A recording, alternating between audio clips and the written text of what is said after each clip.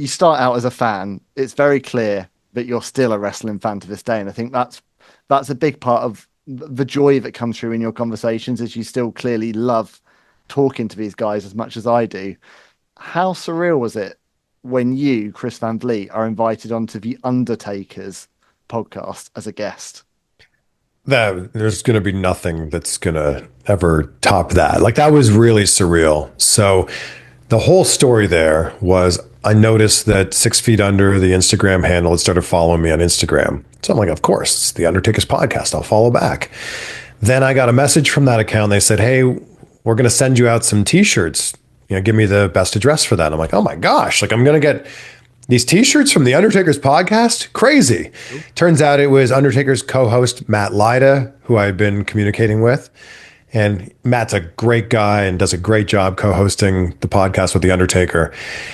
He sends me a message and says, we're thinking about having you on the show. Would you be open to coming down to Austin? And then Undertaker could be on your show that day too. We'd figure out how to work both. And I'm like, hold on, what? Like, you want me?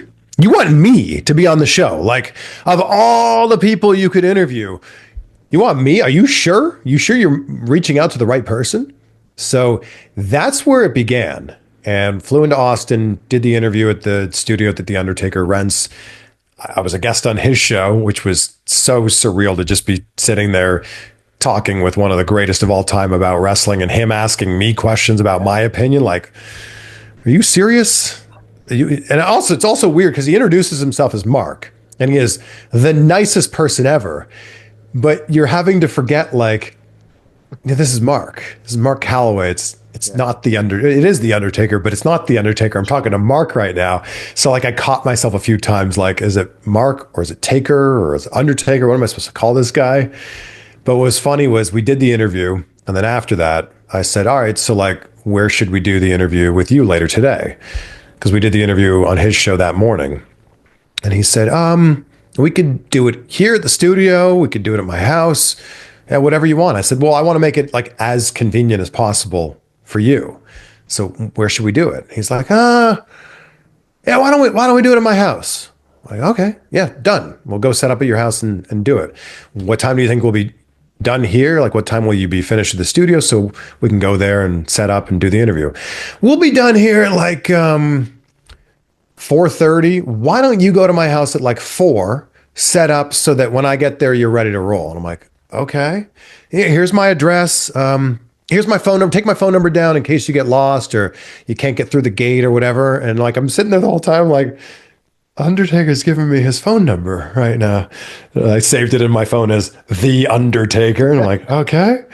He's like, the gate code to get in is whatever, 1, 2, 3, 4, 5, whatever it was. And I'm like, okay, all right, sounds good. And when you get to the other gate, because there were 2 gates, just tell them you're there to see the Callaways. I'm like, all right, yeah, sounds good. And yeah, sure enough, pulled up to his house. He lives on, I don't know, dozens of acres and beautiful house. And we set up in his gym. And just like setting up the cameras and the lights and the tripods and plugging in the plugs and making sure everything worked. All the while, he's not there. And it was just like so surreal to me. And his gym has all kinds of memorabilia and like there's like something in there like signed from his match with Shawn Michaels and like just cool being in his space, seeing all this stuff. Yeah. And then he does arrive. We're all ready to go.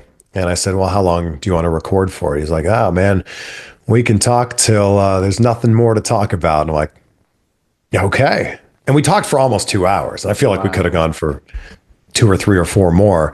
Yeah. But what a great guy. And, you don't hear anybody say anything bad about The Undertaker for a reason. He's just a great, amazing guy. And what a day that was. Yeah. I mean, I've been lucky enough to interview 2 of the BSK so far. And they both have said to me, like, just how enjoyable it is now to see that the world can actually see Mark as opposed to The Undertaker that we saw for 30 years. Like, how beautifully he protected kayfabe for so long and stayed in character. And now everyone can just see this really laid back Texan just having fun and telling stories. It's great to see. Yeah. And that's exactly who he is. And I I still can't believe that day happened, because then after that, we all went out to dinner. So everybody that had come into Austin to do his podcast, we all went to dinner after that. So it was Midian, Godfather, Maven, of course, Undertaker, and me, and a few other people. But we all went to dinner after that, and like closed down the place and like